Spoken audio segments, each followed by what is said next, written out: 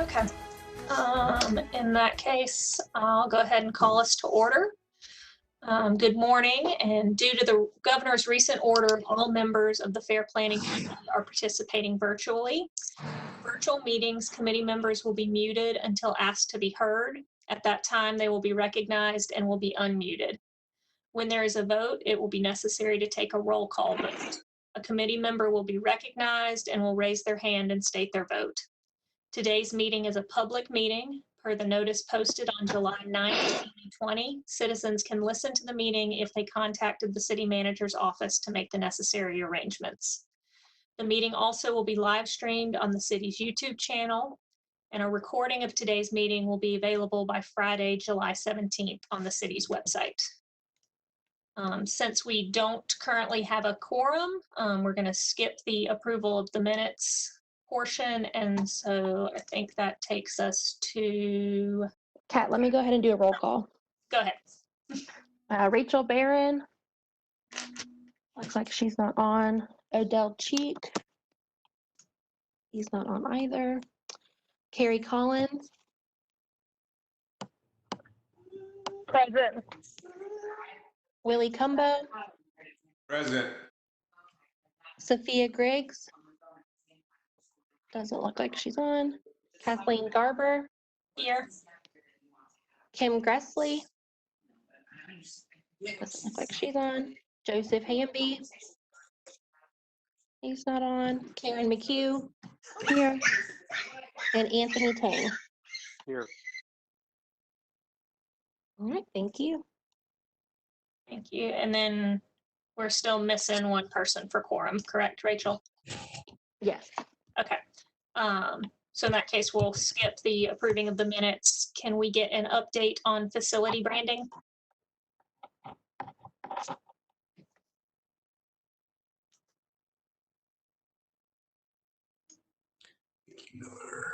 Good morning, Chair Garber, members of the Fair Planning Committee. Also note that Billy Rich and Vicki Miller, the Public Assembly Facilities Commission, I believe, are also present here. I'm going to, this is Robert Mulhern with the Winston-Salem Fairgrounds and the Public Assembly Facilities Manager. I'm going to pass this to Cheryl, provide the update on the facility branding as it relates to the fair. Hi, everyone. Hope everyone's having a good morning. In the packet that you were sent, there is a picture of the grandstand. This is our newly finished project. I think it's a great representation of our new logo. It stands out great on the blue. Can everybody see that? Okay. Thank you, Meredith. But I think it's going to really stand out, and it gives us future opportunities to maybe even do some more lighting within the logo. Some of the other things that are going on in the grounds we don't have pictures of. The individual gate signage is still going up, replacing with the new logo. We have started work on our main gate, which is located right there, the northwest gate, gate 1. The old letters came off this past weekend, and if I'm correct, they're supposed to start actually putting up the new stuff by the end of the month. That's the one drawing that y'all had seen previously with the spindles that come out the top and the stake hanging from the bottom. I think that's going to look really well too. We did have our ticket booths rewrapped. I don't have pictures of those. I will provide those. So the new logos, along with the Winston-Salem Fairground logo, was added to those, so that way they can be used during non-fair events and all over the grounds also. Robert, am I missing anything? No, I don't. I think last month we shared the farmers market mural and Yes. the cattle barn. So other than that, I think we've got all the processes switched in process of getting switched out. There's still some letters at gate 7 that say Dixie Classic Fair. The new letters have been ordered and should be replaced in a couple weeks, I would assume. But it is looking good. So Yeah, the grandstand looks great. So thank y'all for all the work you've put into that. I believe Rachel Barron has joined in. Yes, I'm here. Thanks. Hi, Rachel. So now we're at quorum, and I just got an email from Joseph saying that he's working on signing in now. Okay. In that case, we will jump back on the agenda real quick and the approval of the minutes for the February 10th, 2020 committee meeting. Can I get a motion to approve? So moved. Okay, and is there a second? Second. Okay. And then Rachel, I guess we need to do the roll call. Yes. Rachel Barron, Here. do you vote to approve the minutes? Yes. Willie Cumbo, Yes. Anthony Tang, Yes. Harry Collins, Yes. Kathleen Garber, Yes. and Karen McHugh. Yes. Thank you. Perfect. The motion is passed. The minutes are approved. And now the approval of the minutes for the June 8th, 2020 committee meeting. Can I get a motion to approve? Motion. Is there a second? Second. All right. All right. Well, roll call vote again. Rachel Barron, Yes. Willie Cumbo, Yes. Anthony Tang, Yes. Harry Collins, Yes. Kathleen Garber, Yes. Karen McHugh. Yes. Thank you. Perfect. Motion approved. Minutes are approved.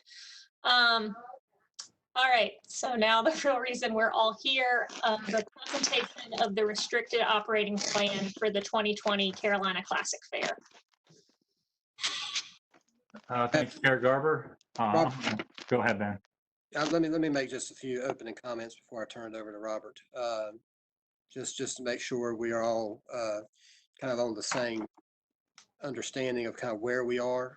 I mean, right now we know that the state is in phase 2 of the reopening plan, which only allows no more than 25 for a mass gathering.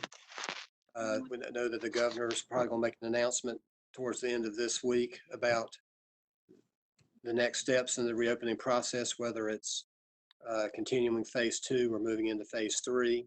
So with that in mind, I mean, what fairgrounds staff and city management have worked on is a restricted opening plan for the fair, assuming that state and local guidelines and restrictions would allow us to hold the fair. So I just wanted to make it kind of, just want to say up front, no decision's been made one way or the other, whether we're going to hold the fair or not.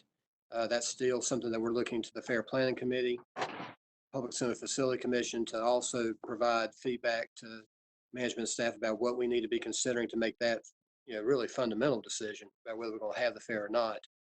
But until that decision's made, we do want to, develop a plan for how we could hold the fair, knowing that there would be restrictions, and want to make sure we're doing what's right in terms of public health and public safety to prevent any spread of the coronavirus. And so with that in mind, I'm going to turn it over to Robert and let him go through it. I think the staff has really invested a lot of time. They've come up with, I think, a detailed plan. You're going to see a lot of detail here in a few minutes, but there's still even more details to be worked through if we feel like there is an opportunity to move forward with the fair. But I just wanted to just kind of state that up front, and that no decision's been made at this point about whether or not we want to hold the fair. So with that, I'll turn it over to Robert.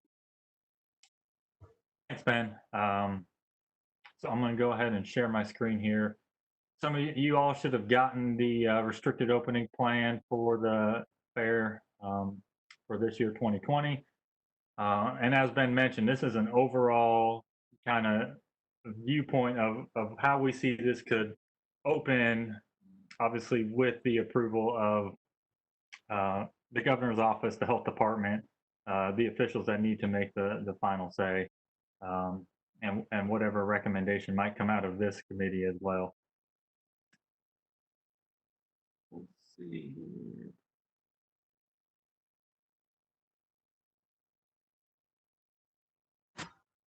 Can you all see my screen now? Yes. Yes. Right. There's been a couple changes, nothing major, a few changes from the presentation that was sent out.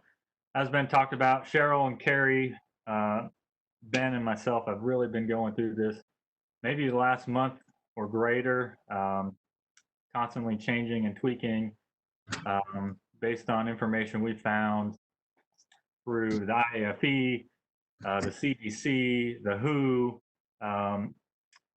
IAVM, which is venue management. So there's a lot of plans and programming and guidance that have all been put into this. And I think the one thing to remember, kind of at the core of this, is, you know, wear your mask when in public, wash your hands regularly, and keep your social distance. I mean, I think that's the overstating piece, not just of this, but in the whole pandemic. That's kind of what we're all trying to accomplish. So with that being said, I'm going to go ahead and read kind of this opening plan, that it is submitted by staff of the Winston-Salem Fairgrounds that the 2020 Carolina Classic Fair, October 2nd through 11th, can reasonably and safely operate conditioned upon and with the expectation that those responsible, including our fair partners for planning this fair, will conduct in a way that practices enhance social distancing throughout the fairgrounds, the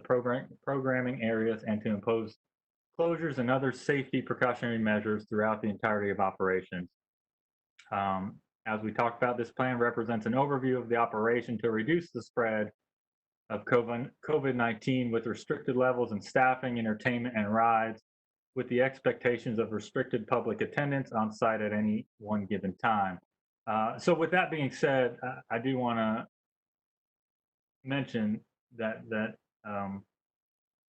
we do expect kind of a natural attrition, not just with the public, but also with the vendors who may come, and with the overall attendance in general. And with that being said, as we go through, keep that in mind.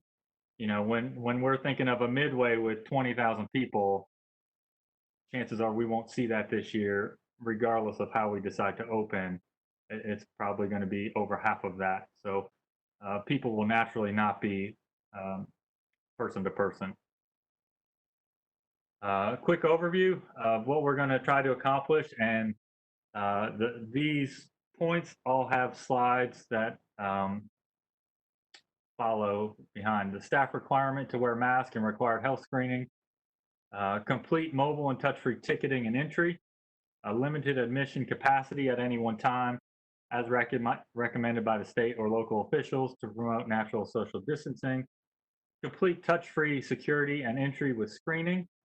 The majority of our indoor facilities will be closed to the public. Public masks required in seated and congregated areas. Decrease and spread out rides to promote natural social distancing and less cross traffic.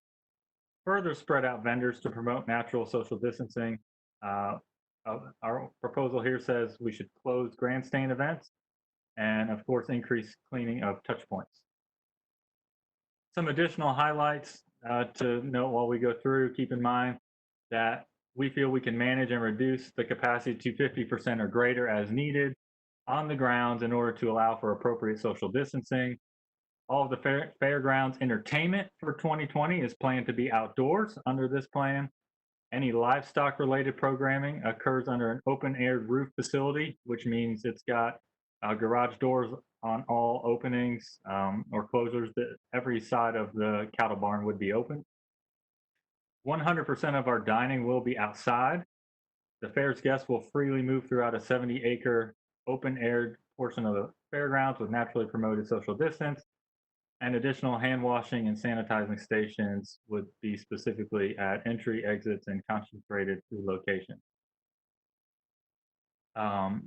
And I'll start kind of going through the overview here. If anyone has questions or comments as I'm moving along, feel free to jump in anytime.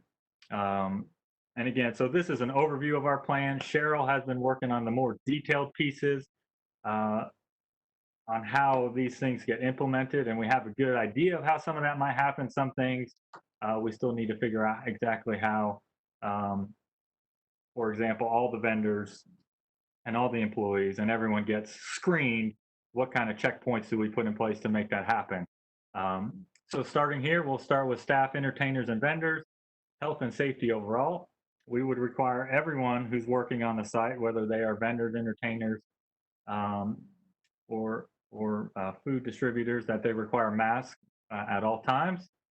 We would require gloves as needed based on the job role and as required by the health department.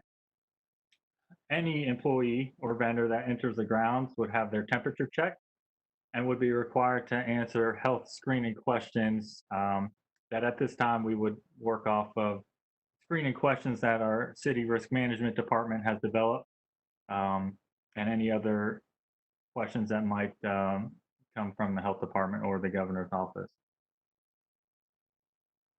Our ticketing. So our pricing would change slightly, but for the most part be very similar. $7 in advance, $10 during. So our advanced price ticket, if you notice there's one price here, we don't have a kid and adult. We'd be simplifying the process for everyone just because of how we need to do the ticketing as a no touch entry, no touch purchase. $7 advance, $10 during the fair, and $5 early bird, which would remain consistent. And we just put a note there that the early bird piece is still there to kind of encourage non-peak attendance to grow, to get people off of the Friday, Saturday, weekend hours. Hopefully in this world, we can move more people to a Tuesday, Thursday evening instead, or a morning time. With this proposal is 100% no-touch admission and ticketing entry, which is all run by city and fairground staff. All tickets would need to be purchased via a computer or mobile device. This would eliminate the use of cash transactions amongst our staff, and also noting that cash would still be used within the fairgrounds for food vendors and the games as they normally would. We would just eliminate increasing the safety of our employees and those who are interacting with them.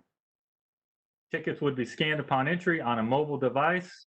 Seniors would remain 65 and over are free, and then we would modify kids 12 and under free, which is usually 6, and this would just be a piece that would encourage kids to come out without having to pay with their families, and that might increase some of the non-peak times as well. As far as entry goes, we would have 100% no-touch entry. We would post health and safety questions for the public at the gates. A staff member would acknowledge the guest responses, and the guests would be able to enter the facility. We would reduce the public entry from 6 public gates to 2 public gates. The public would still enter through the metal detectors as they did last year. Bag check, we would look to limit to visual searching only, so that we are not touching anyone's bags or going into anyone's bags. Our security staff is already properly trained at operating in this manner. So another item we would look at is reducing bag sizes and limiting those to child and medical needs. And here's some entry data we pulled from last year, just to give you guys a perspective on what our crowds typically look like. I think last year was a fairly average year. If you look at the 10-year average, it was right on par with that, aside from the Sunday. So this represents our 2019 estimated maximum attendance at any single point in time.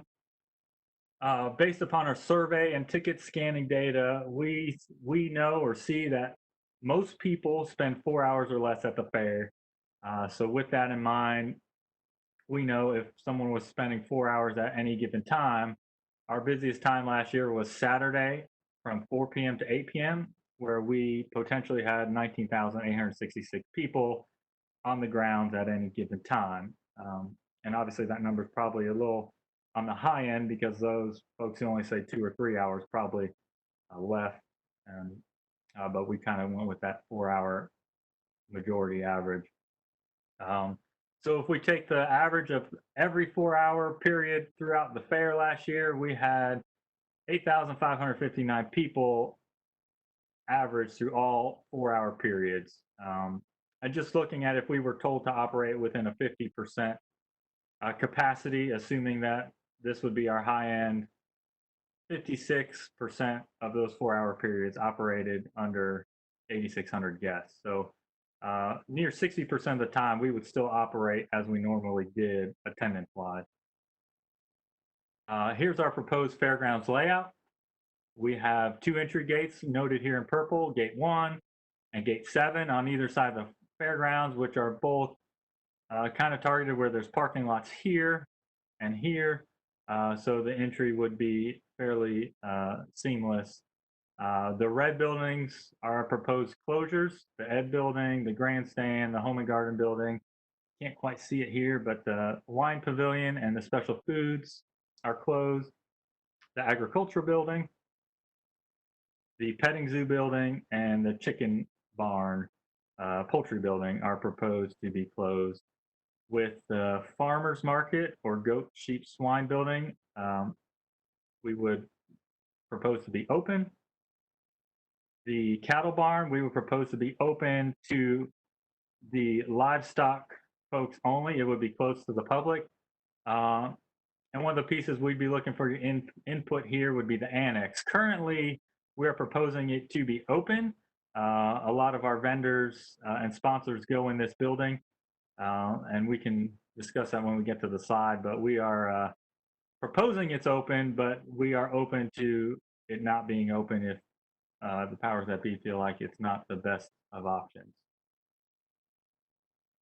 And this represents kind of the MAP building closures, the Ed building, the home and garden, the agricultural building, the petting zoo, the poultry barn, the wine pavilion, special foods, and then the cattle barn will be closed to the public. Our proposed open buildings would be the annex. We would lay out the building with one-way foot traffic with vendors spaced 12 feet apart. And in order for the public to enter the building, we would require masks for entry. The farmers market, we propose to keep open in its current spot on Saturdays only. So Monday through Friday, or Sunday through Friday, the farmers market would be a closed building. We propose that we would include the Saturday farmers market as part of the Carolina Classic Fair. The farmers market is already approved to be open through the governor's orders. It's already approved with one-way traffic. It's already approved with masks in the facility. We open all the garage doors, which there's 8 of them all around the building. And in this proposal, we would emphasize vendors who sell gourd, squash, pumpkins, and watermelon, as that is the season, I believe, for the farmers market. So not only does this keep the farmers market in place and kind of keep it tied to the agricultural piece of our fair, but it saves us a lot of funds and dollars moving the farmers market to the parking lot, which is usually moved to for the fair. We wouldn't have to change over the building for the goats, the sheep, the swine. I think I got that right. There's a proposal in here that those animals that are in competition would move to the livestock barn instead. So it helps us with the proposed budget as we move along through here. One note for open buildings as well is yesterday village exhibits we would keep open. These are the smaller buildings that are right behind our fairgrounds office. We would admit only one family at a time to see the exhibitors who are in there kind of displaying the glass blowing and the woodworking and all those kinds of things that are in there. I'll get to the Midway Carnival here. I'll have Cheryl jump in here too. She's had a lot of conversation with Straits. So a lot of this comes from their proposal to us. and I think it's ever changing. They just recently had a fair in Myrtle Beach, the Myrtle Beach County Fair. It's the Horry County Fair in Myrtle Beach. So a lot of these things they did implement. We would look at all 2019 carnival pricing to remain in effect for 2020. Straits has proposed reducing the number of rides from 65 to 48 to 50. I think it's safe to say 50 at this point. Alternating rides across from each other would be proposed. Elimination of rides in high traffic areas. Elimination of fun houses, inflatables, and slides. So that kind of references the high touch points. They noted they would space rides 25 feet apart and would have daily sanitation of all rides, frequent sanitation of touch points after each ride cycle. So I think the way this reads is the rides that, such as the big wheel, which would be the Ferris wheel, once you get off, they have someone cleaning before the next person gets on in that kind of ride. 6-foot queue lines, so they would queue the lines and have markers on the ground, keeping people 6 feet apart in line. They propose elimination of cut-through traffic on the oval and just purchasing ride tickets only. So that's, I'll go to the map here on the next page. That's this cut-through right here. If you can see that. This cut-through would be closed for cross-through traffic, and you'd be forced to kind of walk around the oval instead of cutting through and crossing with traffic. So just so a couple notes on the layout here. You can see rides are more spaced apart than they usually are. They're not back to back. In an area such as this, where there's usually multiple rides and games on this side, they have cleared this area out for free-flowing traffic. And then they also, did their best to acknowledge alternating rides in here. If you can kind of see that where the lines would fall. This is a sample they sent over of what a sample queue would look like. Instead of going out into the walkways, they are proposing pushing the queue lines to the side and behind the rides to prevent further cross traffic. Any questions on that? Cheryl, anything you want to add on the Midway Carnival ride piece? Like Robert said, I have been talking with all of the Straits family on a regular basis, and they're set up down in Myrtle. I think they tore down yesterday evening, and I have not followed up with them this morning on that. They've been very vigilant. It's been very noticeable from the pictures that I've seen down in South Carolina, and just from all the comments and news articles that I've read. They're doing everything possible, to follow the guidelines in place. With the queue lines, with the spacing out of the rides, they feel like that it would still be a really good experience and worth your money type of aspect to keep operating. And I think that they're willing to do whatever is necessary. If anyone's got any questions you want me to pass along to them, be happy to. Does anyone have any questions on what we've laid out so far?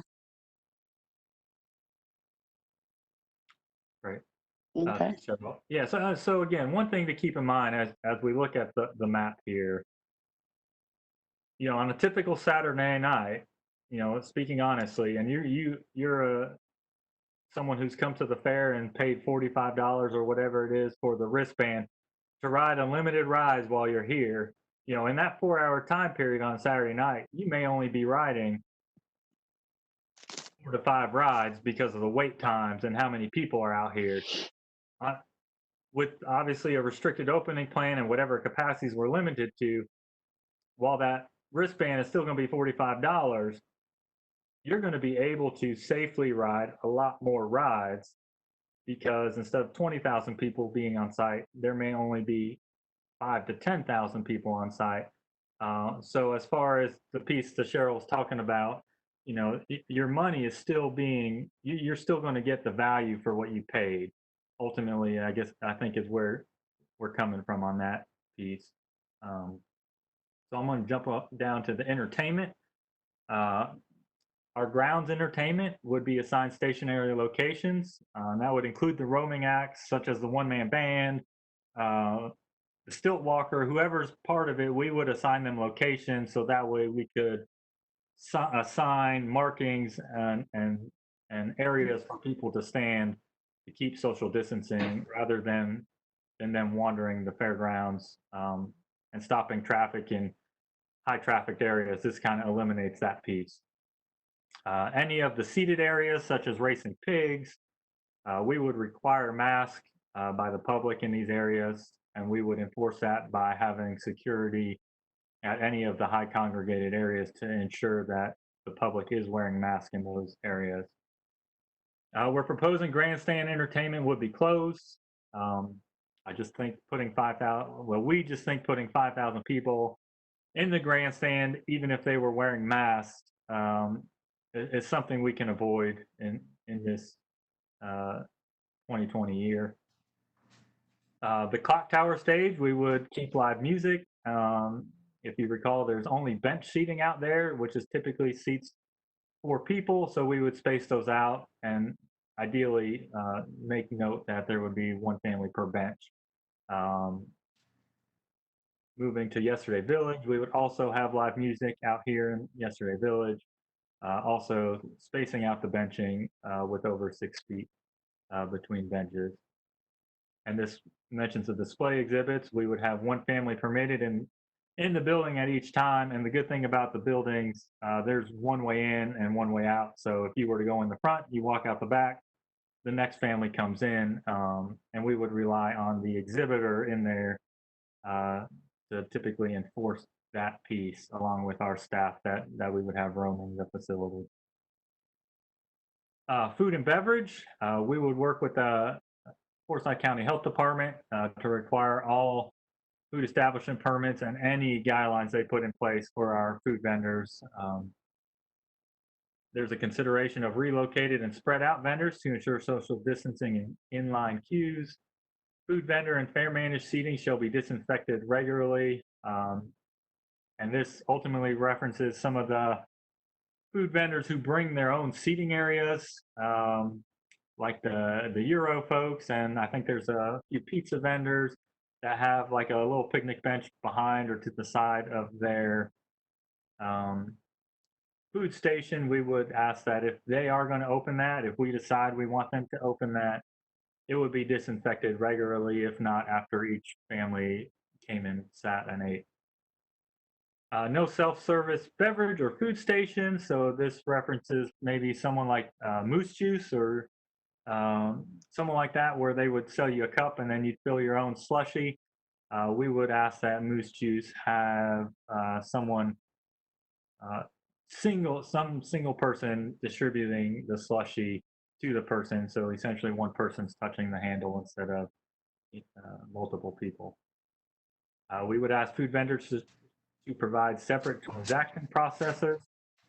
So the person taking cash and credit cards would not handle food in any way, or the containers that the food are in.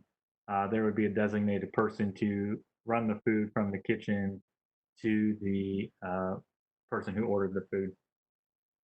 All food and beverage personnel shall be required to wear gloves and masks as required by the Forsyth County Health Department. Along those lines, the self-service piece, there will be no loose napkins, no self-serving condiments, no straws, no self-serving eating utensils. Anything where someone would stick their hand in multiple times of different people, we would eliminate that. So 1 person with that food vendor would distribute these items to the public that ordered the food. Our competitive entry piece is proposed that all exhibits are closed, all entries are closed, with the exception of the junior cattle, goat, pig, and swine.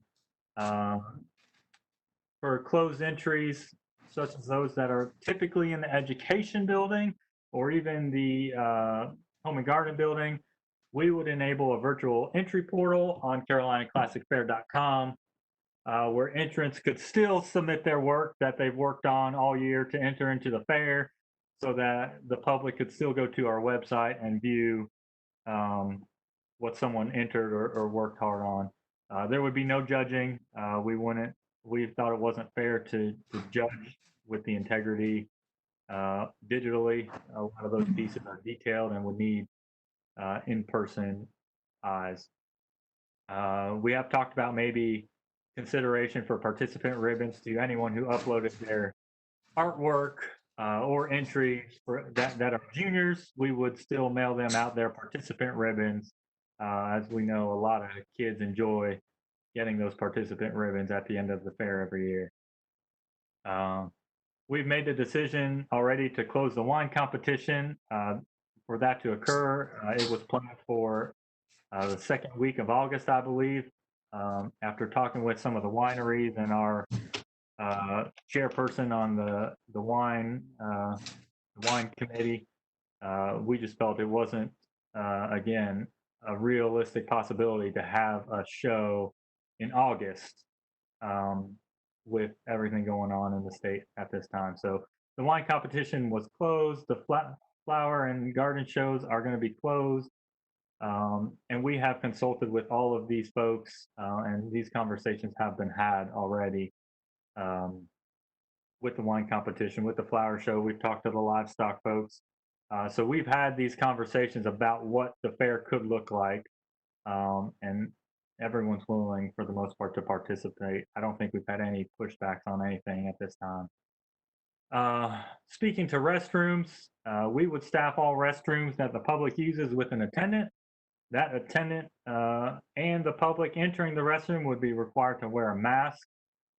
All doors would be propped open so that someone could walk in safely without touching any items in the restroom or the door. And the attendant would be sanitizing touch points often. And the other note down here, which is a possibility, as has happened in the past. Some of you, I don't know if you visited the restrooms in the food booths, but there are some attendants we've had in the past that squirt the soap in your hand, that turn on the spigot for you, and that give you a paper towel. So that's in our conversations if we can implement. So essentially you could visit the restroom with anything short of not touching anything with your hands coming in and coming out. And we think that would greatly reduce any COVID-19 spread if it were present on the fairgrounds. Here's some miscellaneous notes. The camping and housing portion is very important to how we operate the fair and if we open. A lot of these are third-party folks and run by the carnival, run by Straits. We think it's very important that the folks who would be living on the facility are adhering to all of these guidelines. We would require 6 feet gaps between parking and between bunkhouses and campers. We would require them to wear face masks when entering any bathhouses or restroom facilities. And this is just a note that we would increase the awareness by the carnival overall. And really, this is just a piece that, you know, and working with the Delaware State, well, not working with, but in seeing what the Delaware State Fair has done, which they are opening, I think, next weekend. This really came out of their plan. And one of the things, you know, you've got to look at is if there were to be an outbreak on the grounds or at our facilities, chances are it would come from an area like this where we have groups congregating together after a full day of work. So we would want to do our best to mitigate those and enforce as many policies and guidelines with them as possible. We would definitely give bullet points to media with specific communications on the revised and restricted opening so that the public knew what to expect when they're coming, knowing you should have a mask when you come to this fair. You should be ready to wear it. You should be coming to the fair with your tickets already. And if you don't have your tickets already, you should be prepared to buy them on your mobile phone when you do arrive, because we will not take cash at the gates. So those are kind of two pieces that we would emphasize with the media. One very important piece is signage. We will have signage every which way when you turn around anywhere in the fairgrounds, making sure we keep everyone aware at all times so that it's not forgotten when they're wandering around through the fairgrounds to follow the guidelines of wash your hands regularly, wear your mask in the appropriate areas, and keep your social distance from families and other people on the grounds. So with that being said, we would target an on sale and announcement date of August 18th. That in theory would follow a council recommendation on August 17th. We would hope that prior to that point as well, that we have some kind of guidance from the governor's office, which we would facilitate through the city attorney's office and the city manager's office. So in general, that last bullet kind of references how we opened with, we would expect a natural attrition that facilitates social distancing and extended layout. So I think we would see a natural limitation in guest vendors and entertainers, so that way we could safely operate a 70-acre outdoor event without, very close proximity of all of these noted points. Some other considerations just for you all to talk about or to discuss. We've considered one-way traffic throughout the grounds, and I think that ultimately could come to whatever our phasing or whatever the governor's office may recommend. If we have to stroll through the grounds in one-way fashion, we'd be willing to make that happen. Again, masks required for entry, I think, is something we would look at doing, as the entry points would be congregated areas. And then beyond that, once you're in the grounds, wearing a mask at all times unless you're eating.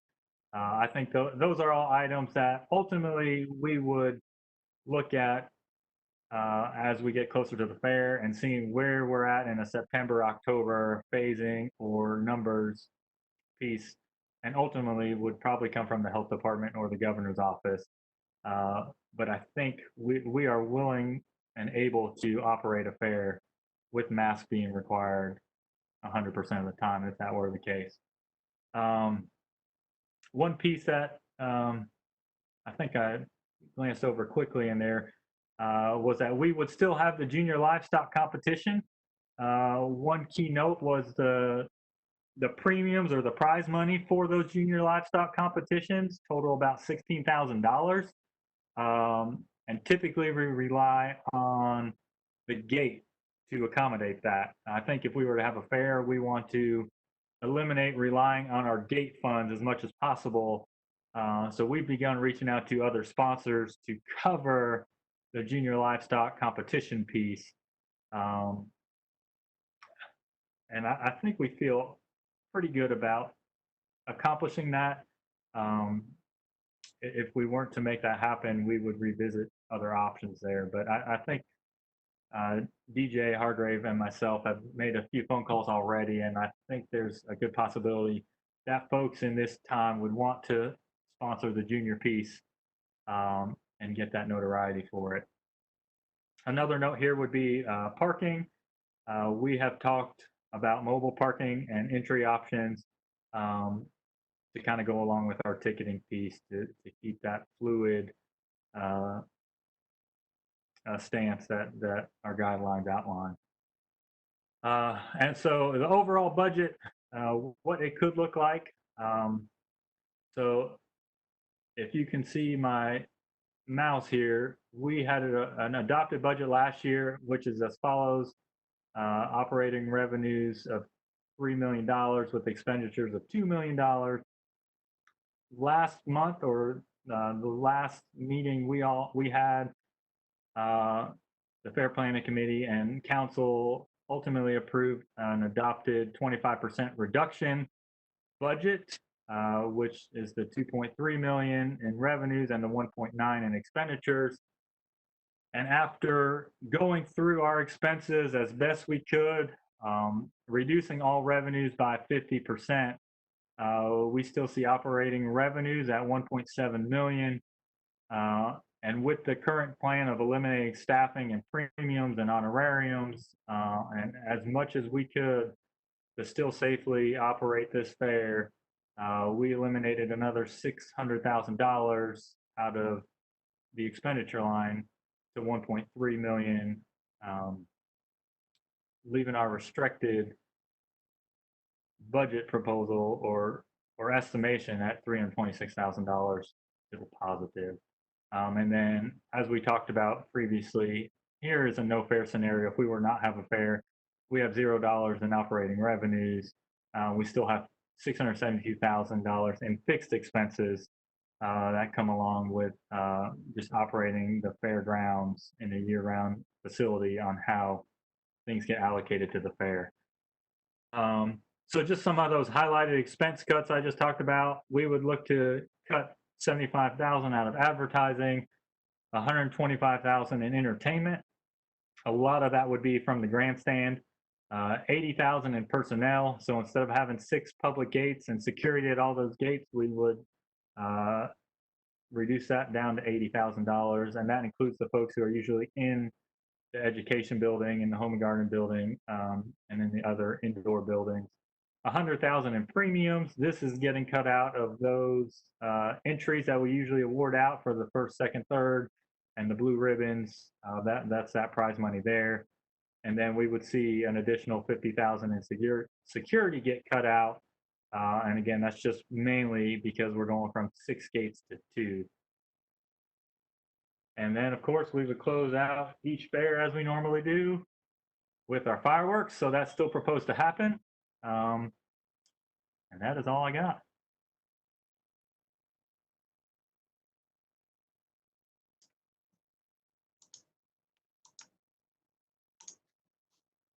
Thanks, Robert. Yeah, really appreciate all of the time and effort and energy that the staff has put into that. I know y'all have done a ton of research and tried to figure out the best way to proceed. So let's move on to discussion of the presented plan, thoughts, comments from the committee. Hi, everyone. I have a couple of questions.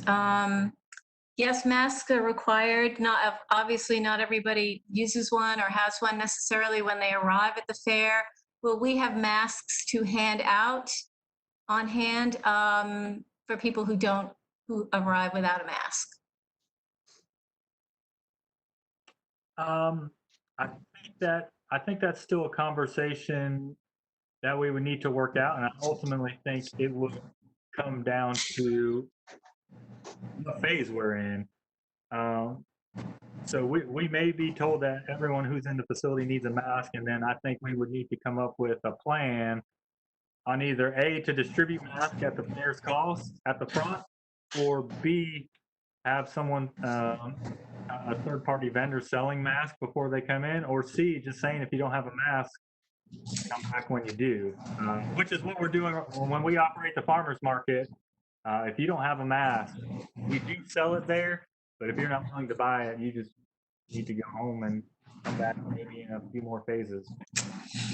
Well, we may need more security for that. My other question is, the Myrtle Beach fair that just happened, has there been any statistic about anyone who might have gotten sick from attending that fair? There has been a spike in South Carolina, and so do you know if there's any information about a possibility of anyone contracting the virus being at the fair? Is there any contact, any tracing at all? Is there any information on that? Go ahead, Cheryl. I'm aware of. That would be kind of hard to actually trace, especially with all the beaches and other entertainment facilities at Myrtle Beach. Their event has only been 10 days. I know this has been their spike longer than that. So I can ask Straits to see if they have any documentation. But as far as I know, nothing has been connected directly to that fair. Okay. Question. Yes. Back to the entry. Will the fair be doing an active count as to how many people are on the grounds at one time? Like 10 people come in for exit, etc. Yeah, that's a good question, Willie. I apologize I didn't mention that when we talked about scanning. So we can work with Ticketmaster. So we will scan every person who enters the fairgrounds. When not every person, we will scan their tickets, and so that way we know who's in the facility. And at that same point, we will have a designated person scanning when they leave. So that way, at any given time, we can call our box office and say, how many people do we have in here right now? So if we're restricted to 8,000 people at the fairgrounds at one time, we can easily monitor that and make that happen. One other,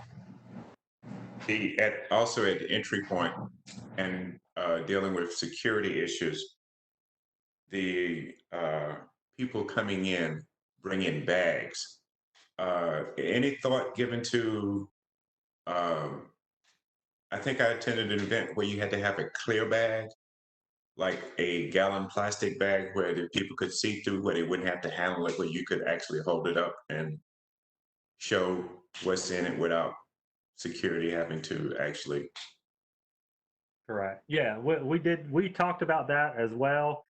And so I think there will be a part of that that's part of our guideline and recommendation for entry is having some kind of clear bag.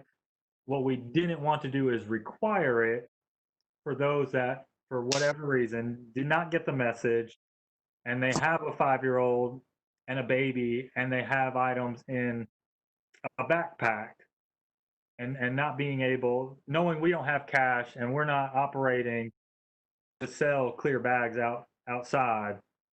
I think it would be part of the plan, but we wouldn't want to turn away a family that showed up with a backpack.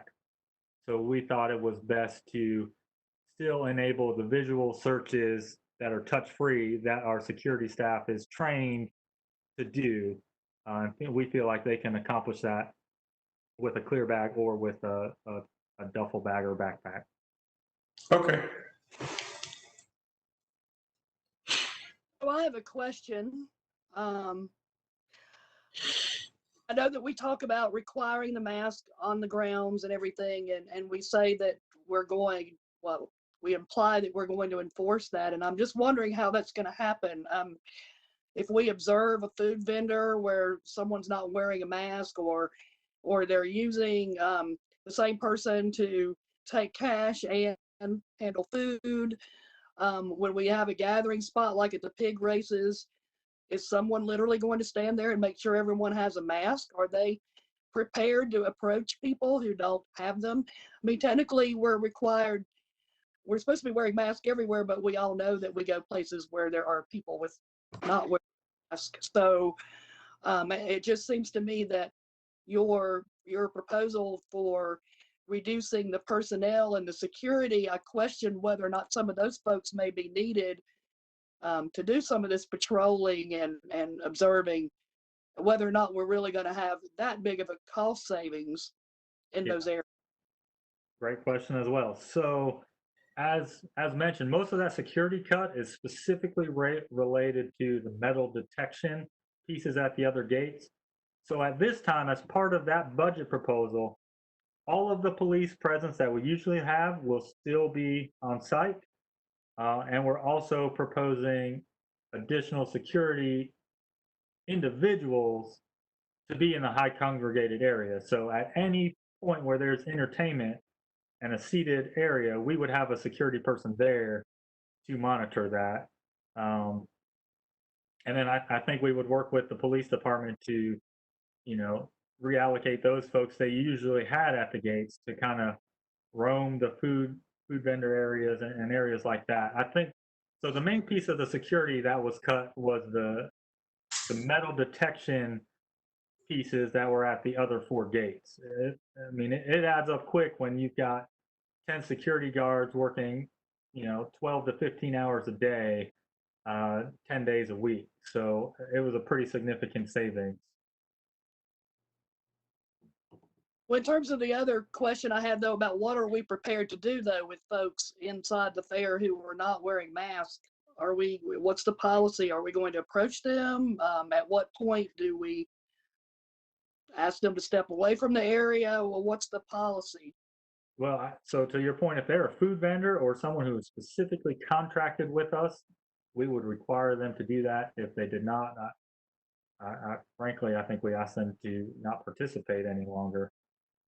If it is a member of the public, we would work with escorting them out if they're not willing to do that. We'll have the security on site to do that. I mean, if you're not willing to follow the guidelines in place once you enter, which again, this goes with the signage that will be out front with the health screening questions and wear your mask inside. Here's the 3 things we need you to do when you're here. Well, I feel sure we'll gladly put a footnote on the bottom of those signs that says you may be asked to leave if you don't follow these guidelines. How about for, so there's kind of the gray area of masks with medical conditions and those types of things. And the executive order, currently does allow for people to have exemptions from the mask based off of medical conditions, but there's also legalities to whether you can actually ask people what conditions those are and whether, so you've kind of got this gray area where people could easily abuse that exemption also. How has there been any thought on how that would play into the mask enforcement?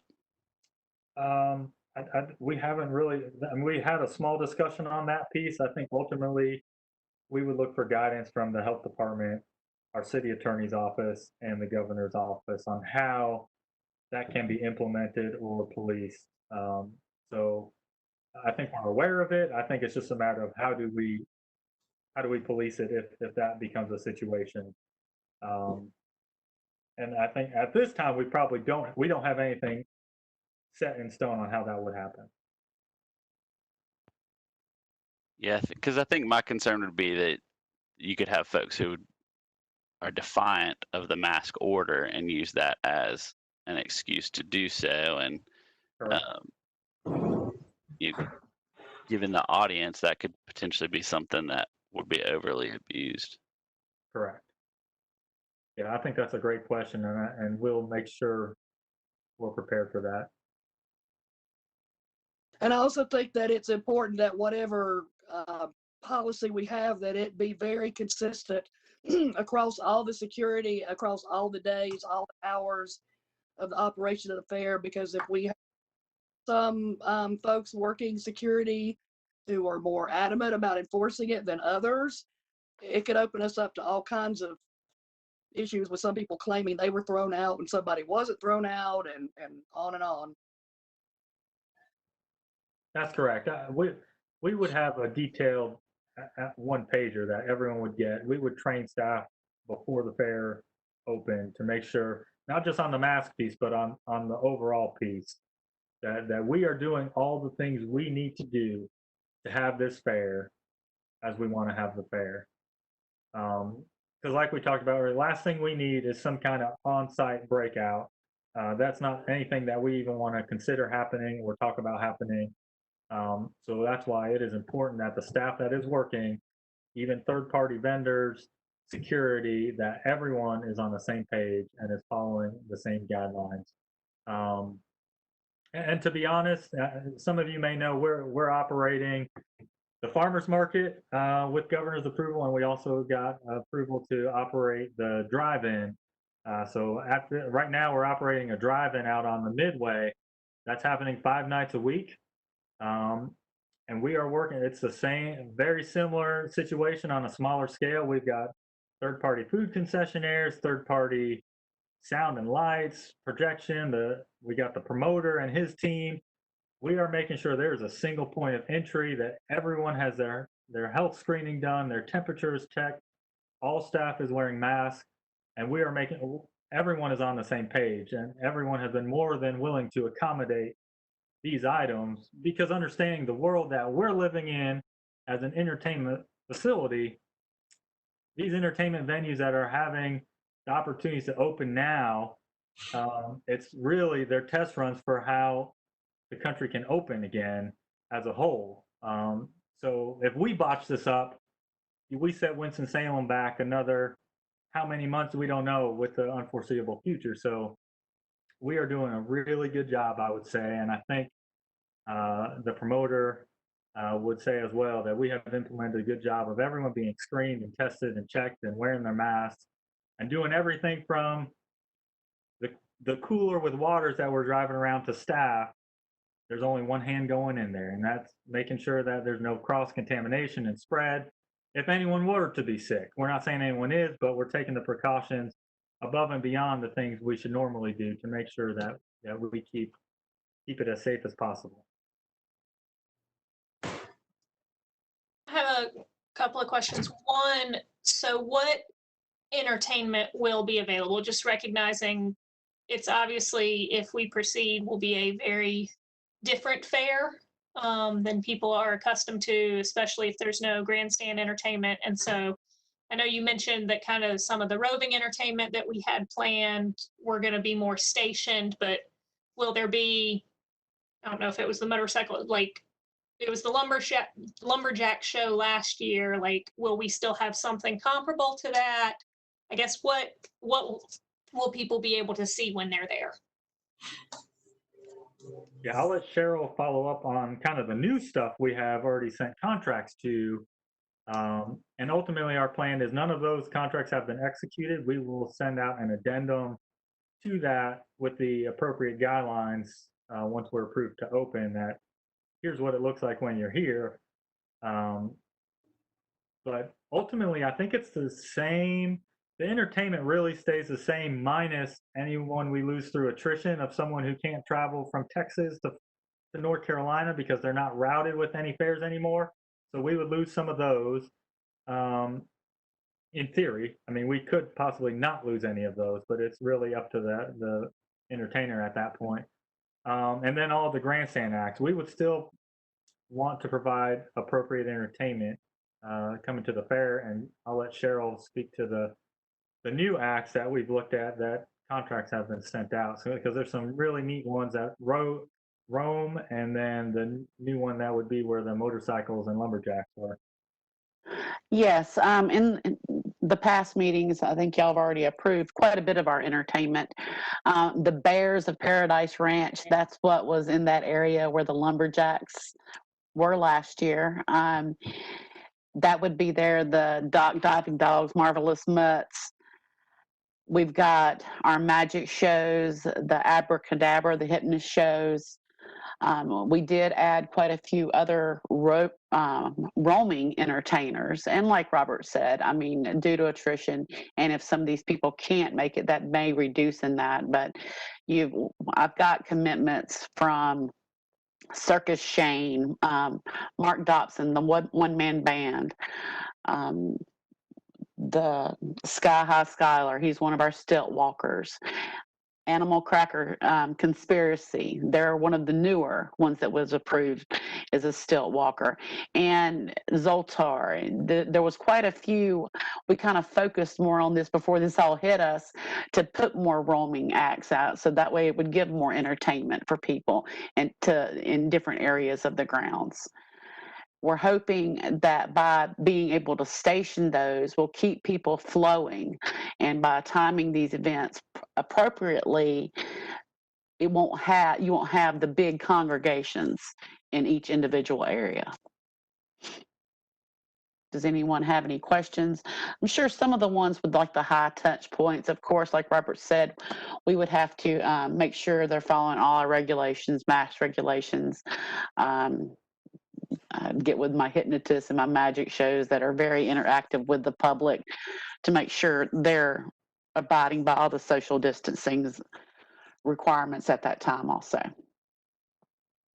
Yeah, I was going to ask, so like for the hypnotist show, would we have seating reduced in that area? And then obviously he would need to do something with the chairs and.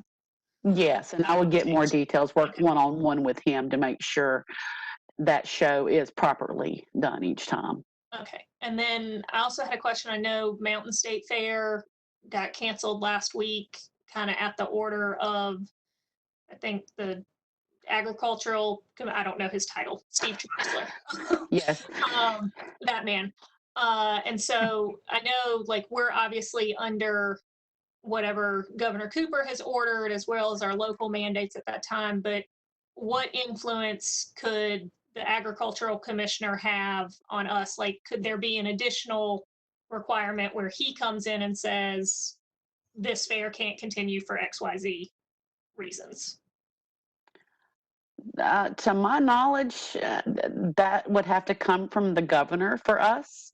I know the Department of Agriculture runs Mountain State and the State Fair. We are a part of the North Carolina Fair Association, but that's more of an association. It's not tied directly to the Department of Agriculture. So I'm not really sure exactly if he would have any say in that. Yeah, and I'll add to that point just for reference as we're talking here. We got a list from the IAFE this weekend on all the fairs that have canceled to date throughout the United States, and I think they even have some in Canada.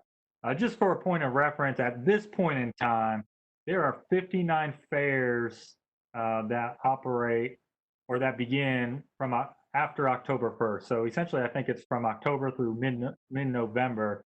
There are 59 fairs scheduled to happen. And at this time, 5 of those fairs have been canceled. I know New Mexico was one of them, and a small fair in Texas was one of them. And then one of them was in Canada as well. So at this time, only 5 of the 59 fairs that would start after October are actually canceled. And I'm sure a lot of them are in the same position we are on trying to make a timeline and time frame happen. But that's just I thought that was an interesting fact at this point. Hi, I'm not sure. Can you hear me? Yes. Okay. So I can't stay long, but I'm currently in Arizona, the worst state in the country. And I'm at my home here, and it's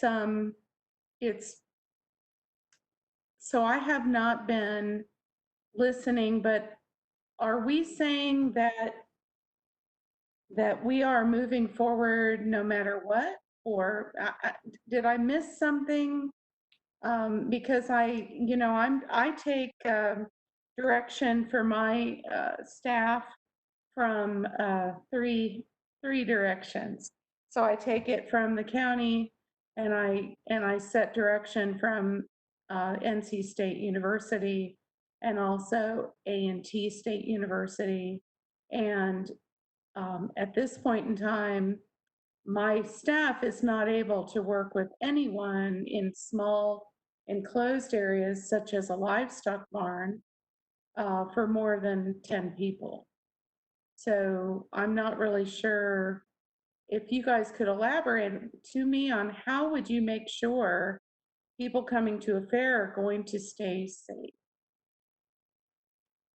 Thanks, Kim. I'll just chime in briefly. So I think what we'd be looking for out of this committee is some kind of recommendation to the Public Assembly Facilities Commission, and then that recommendation would go to council ultimately for a decision on if, as proposed, the guidelines we put in place that we feel like we can safely operate a fair, knowing that the governor's office has the final approval on if we can even do that based on the state of our state, and even the health department locally. So I think what we're looking for you all is the guidance of, we do feel like we can operate this fair safely by putting in these guidelines, so long as council and the governor approve it.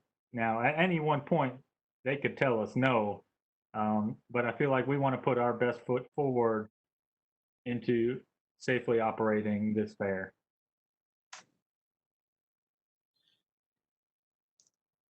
And what is sort of the go, no-go date?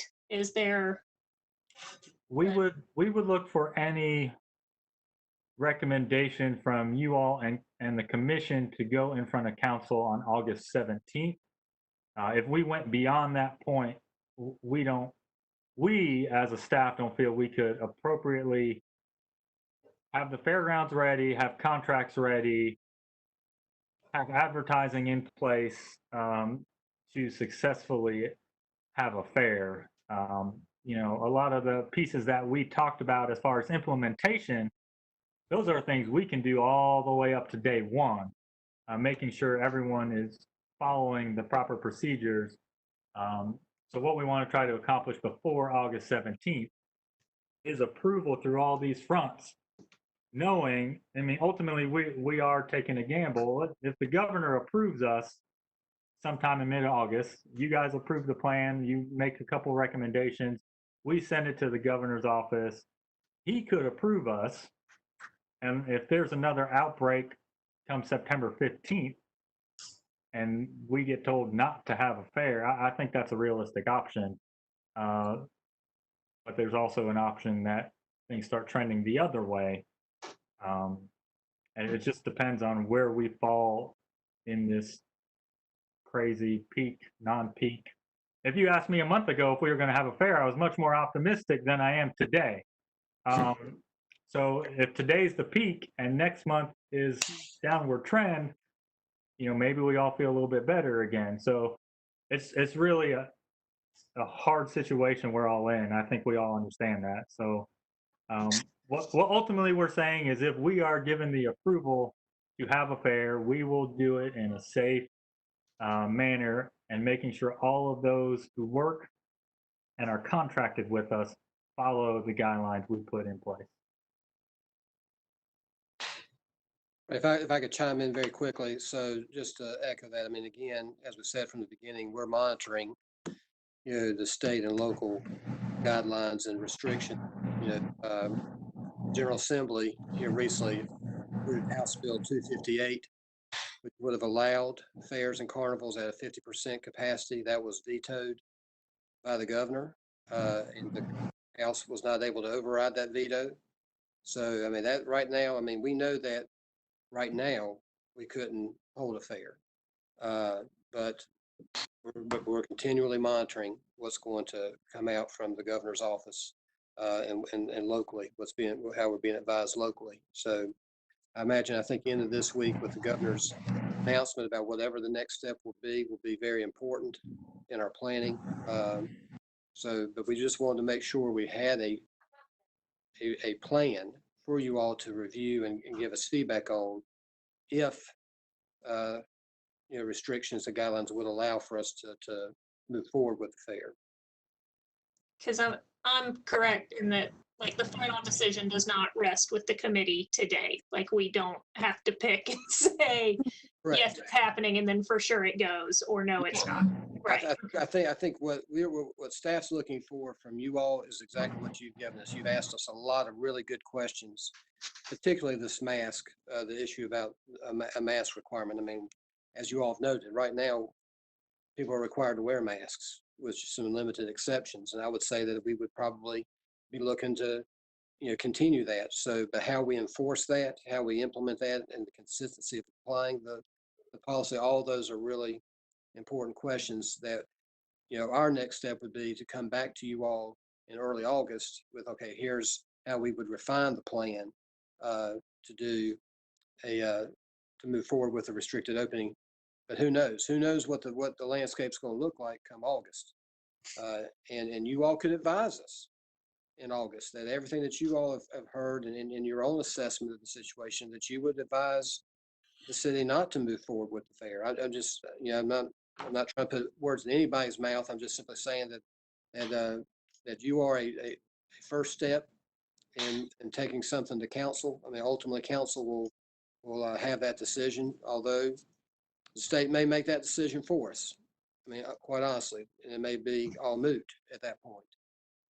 But until we have more of a clear idea of what we're looking at, then we want to work through our process with getting feedback from the Fair Plan Committee, with feedback from the Public Assembly Facility Commission, so that ultimately we can advise the council, because health and safety are the priority. But as you saw with the numbers, there is a significant financial impact if we don't hold the fair. And people just need to be aware of what that may mean. Have there been any budget projections run on if we prepare for a 50% and we kind of move forward with these buildings being closed and the plan as presented, but we have an even greater attrition than we planned for, and like we only have 25% of regular attendance? Just knowing, I just don't know how many people are going to want to come to the fair when so many of the typical fair activities won't be there this year. And I think that's a very fair question. I mean, the restricted opening budget that Robert discussed, I mean, still shows that we would realize potentially net income of over $300,000. Budget office has crunched the numbers, and I think they've determined that we're probably break even at about 37% attendance. And if I'll note, that's based on the previous, before we have the restricted expenses. Okay, so we still, I mean, you can tell if we have net income at 50%, a little more attrition, obviously break even is at a little bit lower level, but at what point, whereas you do have to ask the question, is it worth even moving forward if we think that 25% will come through the gate? I mean, those are all very good questions. But it's also, you know, the health and safety of those people attending. And that's what I've been juggling since February, 1st of March with my staff. My staff has been working remotely since March. And now the universities have them request to me, I hate this micromanagement thing, but they have to request to me to be involved in anything, but they right now with the universities cannot do, they're following, and the county is following governor as well, 10 people or less indoors, 25 outside. When you get a fair together, and especially a lot of kids, they're going to be close together. My fear is that, and I guess I look at it from a different angle. I understand your financial interest in this for the city, but I look at the health and safety and lives, because I've lost 2 close friends to COVID now, and it's heartbreaking, and you wouldn't want the publicity. So I look at it from that avenue of the publicity of a COVID outbreak at the fair, or that it's traced back to the fair. And so you have to know that that's going to happen, and the public health will come in, and Josh and his team will come in and figure out that it came from the fair, and that's bad publicity. So I'm not saying either way. I'm saying it's premature to make a decision today, but you know, you need to make a decision and think about that. Yeah, the finances are important, the activities are important, but what's most important to me is the life and the health and safety of the people that come to the fair and the people who are our neighbors in this community. That's where I'm coming from. And I must apologize because I can't stay on long, because I did get permission to go to Tucson today and visit with my mother in her assisted living home. So I'm going to have to drop off here soon. I'll just apologize ahead. And Kim, I just want to say, from a staff standpoint, you're absolutely right. I mean, public health and safety will be the overriding priority. Absolutely. Well, and also we've been talking about hand sanitizing stations, you know, possible if we need to supply masks. Have you factored that expense in? Because that's going to be big, to have hand sanitizing stations all over the fair, to have people, would we be responsible if we're talking about wiping down the Ferris wheel, wiping down the rides that people are going on. That takes money, and that takes hand wipe, Clorox wipes or whatever they're going to use, heavy duty wipes. Has that expense been factored into our budget going forward? Yeah, I can say we have estimated a number on that stuff, and we do already have a lot of, I mean, I guess it's hard to tell, but we do have product on hand already. Part of it knowing is we don't just operate the fair, we operate year round with events. So we do have supplies on hand already.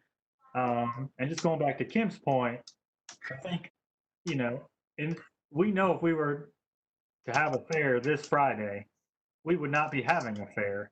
So we're not looking to open under this current phase. We know that there's no way we can operate under a 25-person outdoor capacity. So I think when we're thinking about October, we're thinking about a trend downward in the numbers. We're looking at, obviously, ultimately a governor's office approval, knowing that we're on the right side of this thing and that we will not be the reason that it flares back up specifically.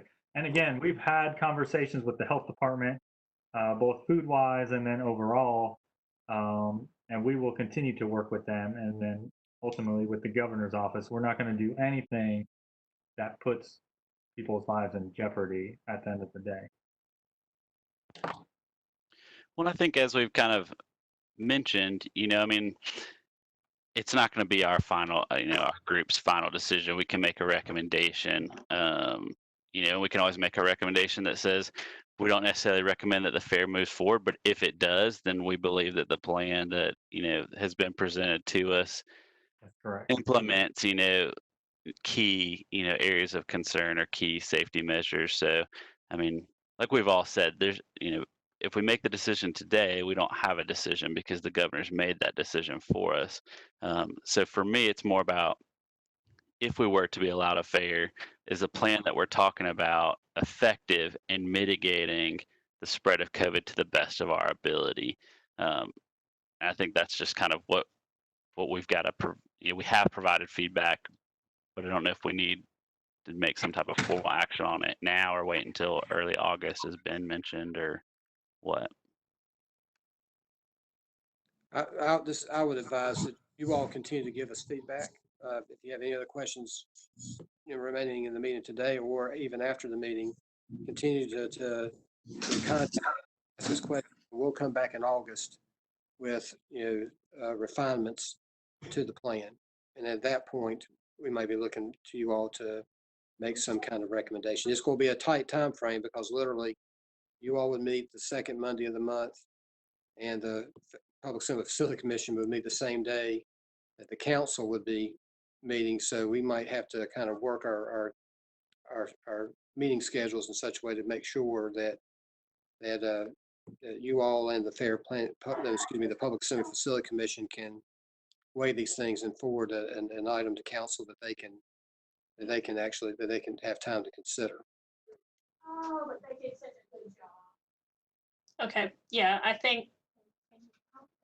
don't think we as a committee are ready to make any sort of recommendation right now, just not knowing what the numbers are going to look like. But if that allows us enough time that at our next meeting on August 10th, we would be able to kind of have that official recommendation at that time. I think that's probably how we need to proceed.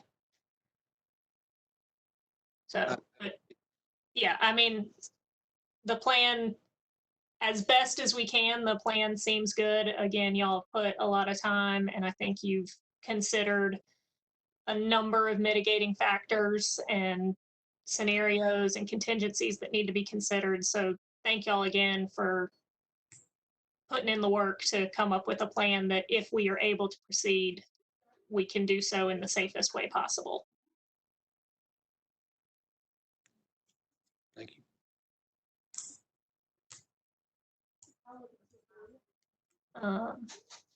So I guess, is there any further discussion, any other business that needs to be considered?